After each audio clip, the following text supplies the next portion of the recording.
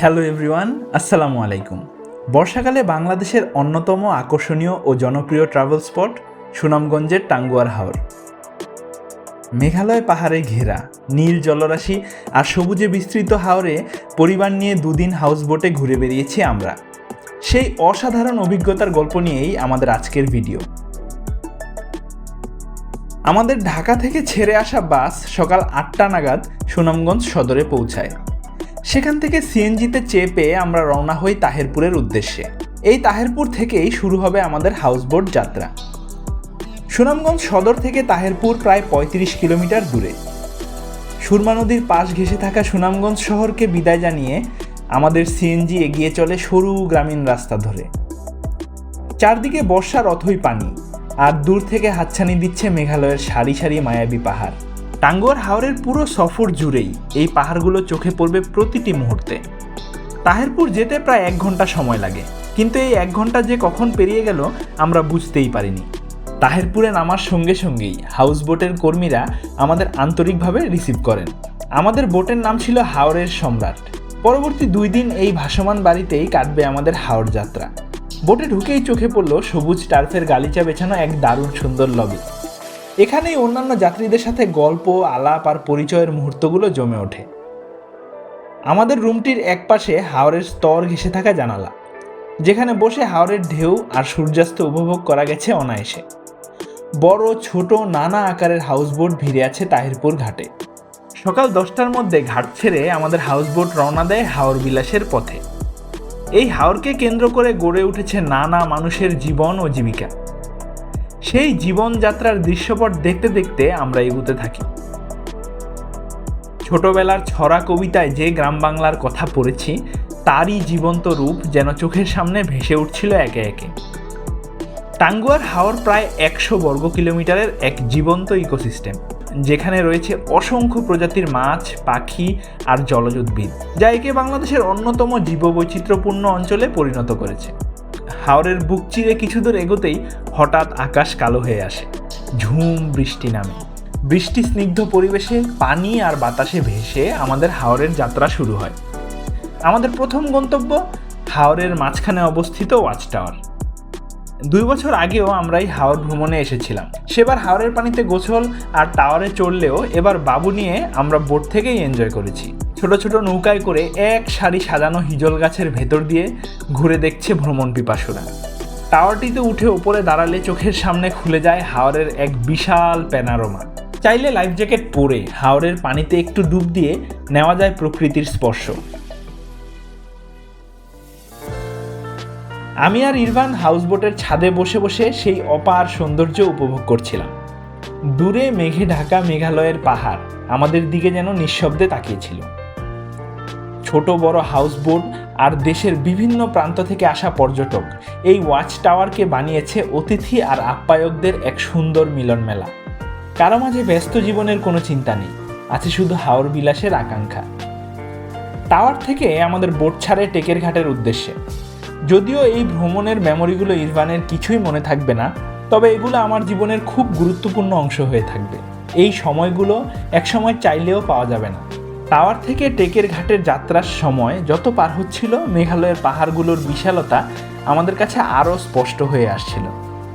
হাউসবোটের ছাদে আমরা আমাদের দুপুরের খাবার সেরে টেকের ঘাট পৌঁছানোর আগ পর্যন্ত ছাদে বসেই হাওর উপভোগ করি। 3টা নাগাদ আমরা টেকের ঘাট পৌঁছাই। একটু বিশ্রাম শেষে আমরা বের হই আশেপাশের জায়গাগুলো ঘুরে দেখতে। ভারত বাংলাদেশের বর্ডার ঘেঁষে এই টেকের ঘাট, যেখানে আমাদের প্রথম গন্তব্য ছিল লাকমাছড়া। ঘাট থেকে অটো ভাড়া করে লাকমাছড়া যেতে সময় লাগে 10 মিনিট। সবুজ পাহাড়, বিস্তৃত প্রান্তর আর স্বচ্ছ পানির ছোঁয়া, এই 3টা জিনিস লাকমাছড়াকে একত্রিত করেছে। পাহাড়গুলো থেকে বয়ে আসা শীতল পানিতে হাঁটতে হাঁটতে পরন্ত বিকেল উপভোগ করি আমরা।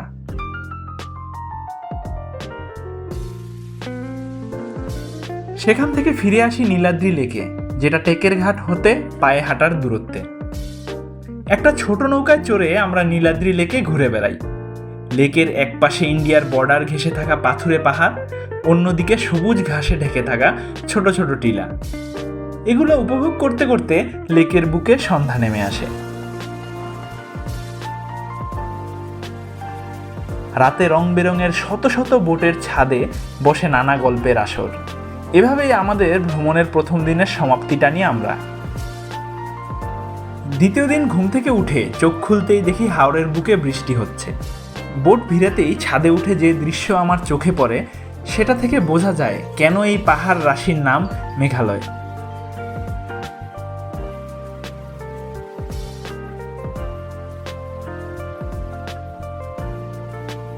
দূরে শিমুল বাগান, তার পেছনে সারি সারি মেঘের দল মেঘালয়কে আলিঙ্গন করছে।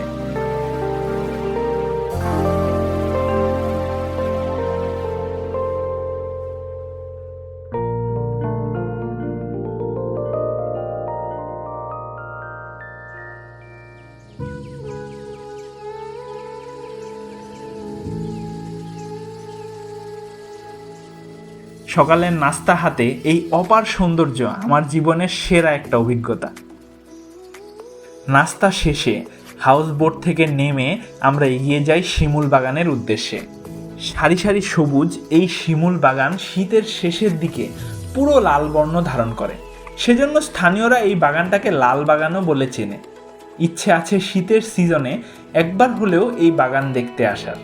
বাচ্চা নিয়ে ভ্রমণ বলেই নিরাপত্তা আর আরাম ছিল আমাদের কাছে বেশি গুরুত্বপূর্ণ, তাই ইরফানের কষ্ট হতে পারে এমন কোনো ট্রাভেল ডিসিশনই আমরা নিইনি। যদিও বাবু নিয়ে ট্রাভেল করাটা একটা চ্যালেঞ্জিং এন্ডেভার, তবে আমি বলবো এই ভ্রমণটা একটা ইচ্ছার চেয়ে প্রয়োজন বেশি ছিল।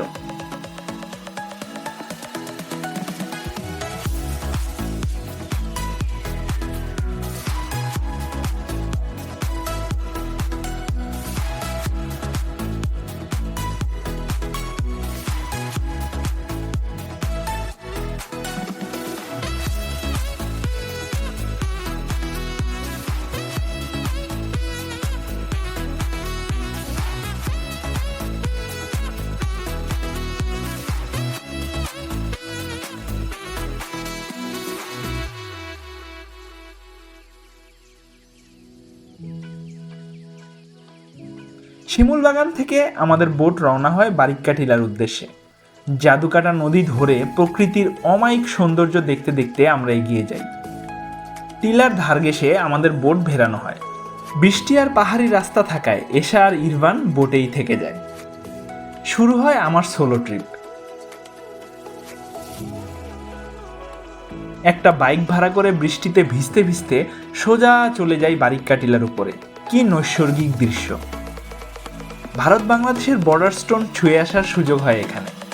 এই লোকেশনটাই মূলত হাওরের বিভিন্ন প্রান্ত থেকে আমরা দেখেছি। বেশিক্ষণ দেরি না করে আমি আবার বোটে ফেরত আসি। বারিক্কা টিলা দেখা শেষে আমাদের বোট এগিয়ে যায় জাদুকাটা নদী ধরে। আমাদের উদ্দেশ্য নদীর মধ্যে গোসলের মাধ্যমে আমাদের টাঙ্গুয়ার হাওরের ভ্রমণের ইতি টানব। বোট ভেড়াতেই লাইফ জ্যাকেট পরে পানিতে নেমে যাই আমরা। মেঘালয়ের এত সন্নিকটে আবার কবে আসবো জানা ছিল না সেটা, তবে যতটুকু সময় পাই হৃদয় ভরে উপভোগ করি। পরিবারের সাথে এমন একটা ভ্রমণ করতে পারায় মহান আল্লাহর কাছে আমি সবসময় কৃতজ্ঞ। ইনশাল্লাহ হয়তো আবার আসা হবে এই হাওরের বুকে। গোসল শেষে এবার ফেরার পালা। ফিরতে সময় লাগবে প্রায় 4 ঘন্টা। তবে যখন ভাবছিলাম যে হাওরের সব সৌন্দর্য উপভোগ শেষ, তখনই এই হাওর আমাদের অবাক করে। বিকেলে ছাদে বসে বিস্তৃত হাওরের গ্রাম, মেঘ আর পাহাড়ের যেই সমন্বয় আমরা দেখতে পাই, তা দেখে আমাদের মন এই হাওরের বুকে আটকে যায়।